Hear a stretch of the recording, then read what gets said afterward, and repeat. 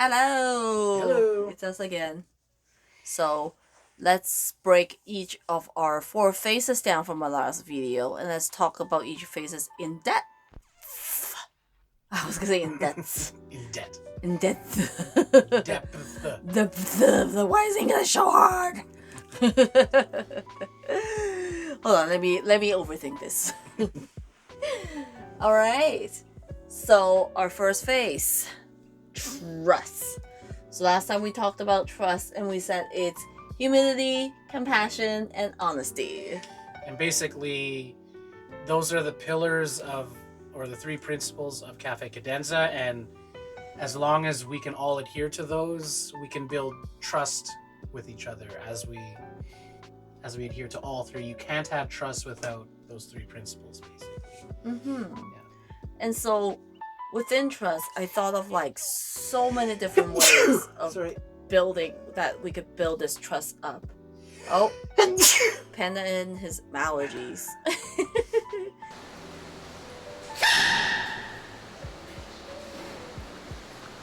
All right.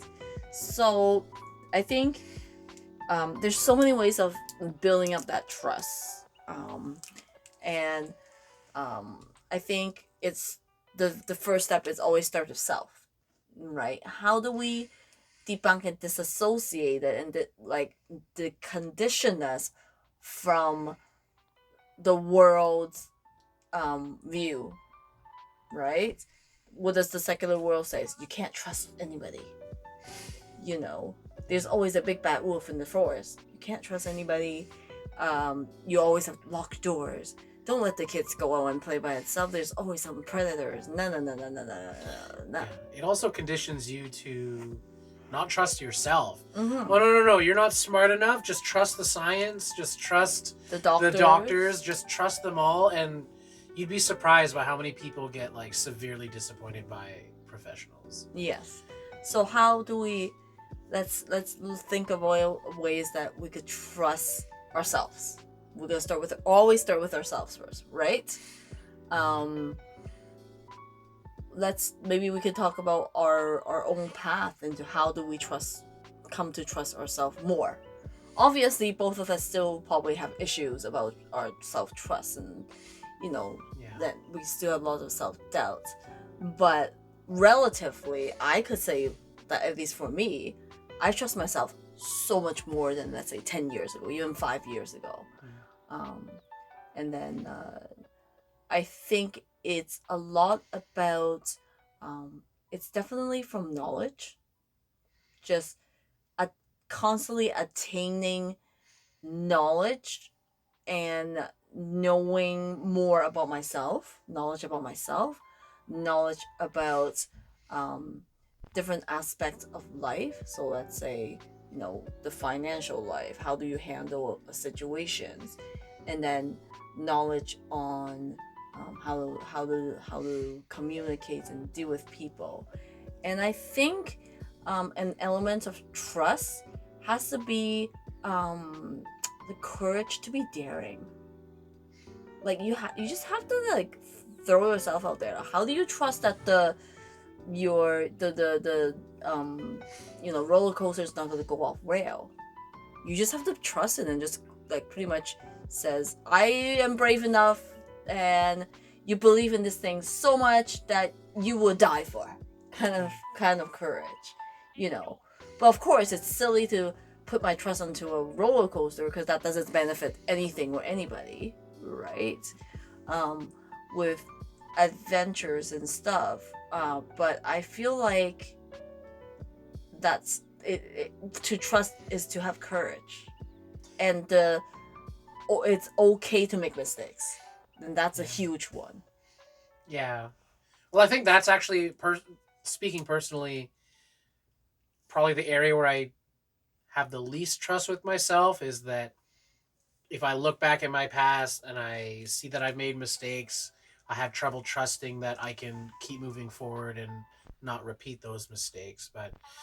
And I think it really just comes back to the three principles. You have to be honest with yourself, like know what you've done.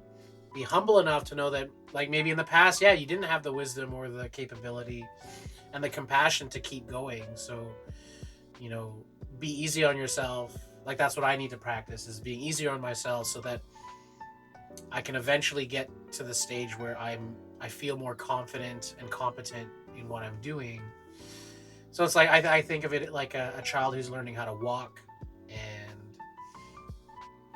they fall down multiple times, and they don't give up. They don't lose trust in themselves. They're like, well, eventually I'll get there. And I think that's where I'm trying to build that trust.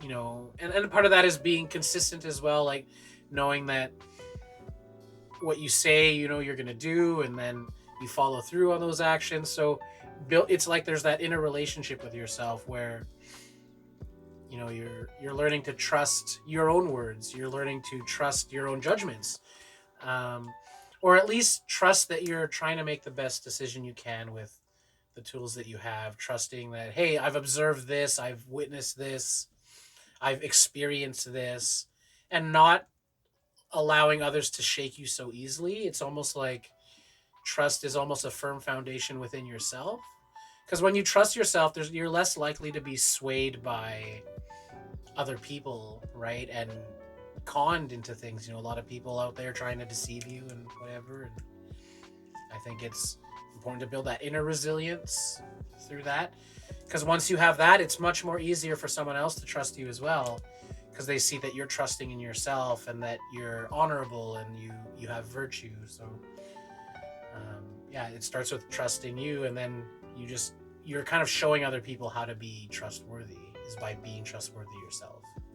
So I thought the first step is it's okay to make mistakes, and then using these 3 principles to pretty much self-evaluate those mistakes, and then pretty much gain the wisdom. Or instead of saying mistakes, because there's no mistakes in life. Thank you, Eileen. Fog, right? The beeping opportunity of growth that we have to go through to trust ourselves. And I think number 2 is pretty much throw all guilt and shame out the window, right? Because that doesn't serve us. But I think that's a really hard one. Like, you fall, you're useless. Yeah. Out. And I think this is such a big part. Again, I don't know what comes first. Is it like caring about other people's guilt and shame, or not having enough trust in ourselves so that we care about other people's guilting and shaming, and how other people perceive us because we don't trust in ourselves? It feels like a vicious circle, right? Well, no, I think you just explained it, how in order to combat any guilt or shame within you, you have to develop that inner trust. That's the solution. It's hard, like, because you're not seeking necessarily for others' approval. You might be if you don't have trust in yourself. And that's why I'm saying it feels like a loop kind of thing, a little bit, kind of thing. And then I think the third part, which this is why I want to build Cafe Cadenza, is just have like really wise people to guide you. Wise people. It's guidance. Like I said, I think people always think self-work is with yourself, right? Obviously, you need some kind of solitude time. You need the really honestly face yourself. That part is by yourself. But me wanting to build Cafe Cadenza is, I feel like every time I interact with people or be able to be vulnerable with other people, that's when I gain the wisdom. So for example, when I was very vulnerable, Eileen come to me with like, oh, fog, it's no mistakes, it's fog. And then just when I cannot be compassionate with myself and have all these shame and guilt and be very stuck in a position, when somebody comes to me and says, it's okay, you're fine, that kind of just dissolves it. Just like that one time where our good friend Anissa kind of wipe away my puking, and I felt so bad for just puking on her carpet. She said, "It's okay, it's okay," and I've never had that kind of like love and compassion come to me. And that love and compassion really heal those guilt, heal those like the stress out of me. Like I told her, it feels like you're wiping off all my trauma at this moment. And um and then I'm just hoping that Cafe Cadenza can build up to that community where we could optimize and help each other do our own self work so that we can optimize to the better self of us. Mm. And I feel like that's a very key component to trusting is have good people you could practice with, Yeah. right? Yeah, and I think it starts with leading by example. So, like, if I can be vulnerable and open, it gives other people permission to do the same. Because usually people are hesitant, but once they see somebody else um, being like that, then they're like, okay, I guess it's a safe space to be vulnerable. And so that's generally the atmosphere we're trying to create, and we want everyone to experience, because I know that some people, they even lack that within their own family and their friend groups. Like, they don't even have a safe place to express their true like thoughts And and COVID feelings. really serviced those people. And I think you've heard me enough saying like people would email me and message me and be like, listen, I feel like I have no friends anymore. Can we like hang out?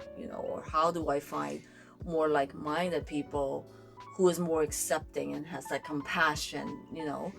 And then we were just really lucky enough to have a space here where we opened up and have people come over whenever they feel and just be vulnerable, or just have things so that they feel less lonely, or create, like I said, creating that trust, creating that compassion, honesty, and humility, having the space, holding the space for other people. Mm-hmm. Yeah. So we wanted to know your story. Did you want to share your story of how you attain self-trust, or um, have how do you become more self-trusting? If you have any new insights or wisdom to share with us, comment below, and we will see you next time. See you guys.